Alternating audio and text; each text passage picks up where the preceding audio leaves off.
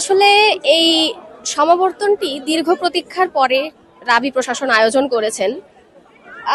আমি বলবো না আমি পুরোপুরি সন্তুষ্ট, তবে মজা করছি নিজের ব্যাচের সাথে, বড় ভাইদের সাথে।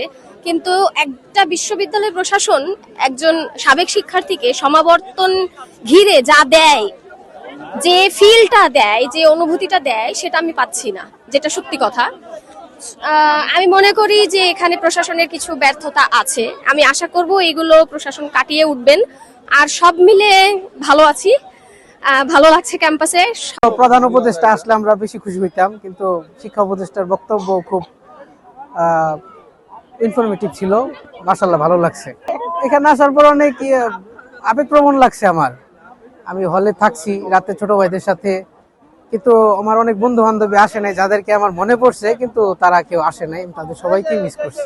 রাজশাহী বিশ্ববিদ্যালয়ের দ্বাদশ সমাবর্তন 2025 যে আয়োজনটা হয়েছে, আয়োজনটা প্রশাসনের যথেষ্ট ঘাটতি আমরা লক্ষ্য করেছি। আমাদের রাজশাহী বিশ্ববিদ্যালয় একটা স্বায়ত্তশাসিত বিশ্ববিদ্যালয়, সেখানে দ্বাদশ সমাবর্তন হচ্ছে। এখানে একজন সমাবর্তন বক্তা আমরা প্রত্যাশা করেছিলাম বিশ্বের কোনো রিনাউন্ড নোবেল লরিয়েট হবে, যেখানে আমাদের রাজশাহী ইউনিভার্সিটির যিনি চ্যান্সেলর, তার অনুপস্থিতিতে মাননীয় শিক্ষা উপদেষ্টা আমাদের সমাবর্তনের সভাপতি। এটা আমাদের জন্য অত্যন্ত দুঃখজনক।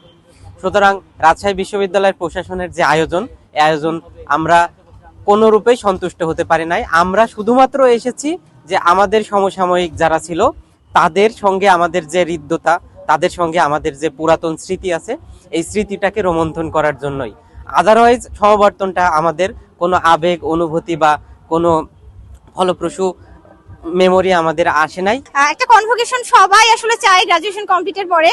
এই সম্মাননাটা পেয়ে আসলে আমার অনেক ভালো লাগছে।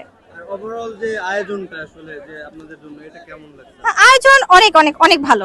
আসলে প্রথমে বলছি অনুভূতি, আসলে এটা তো আসলে ভাষায় বলা যাবে না, যেহেতু আমরা 8 বছর পরে একসাথে হয়েছি। আমরা 2017-এর মাস্টার্স ব্যাচ ছিলাম। এটা আর সব সার্বিক ব্যবস্থাপনা সবকিছু মিলিয়ে অনেক সুন্দর ছিল, সবকিছু গোছালো ছিল।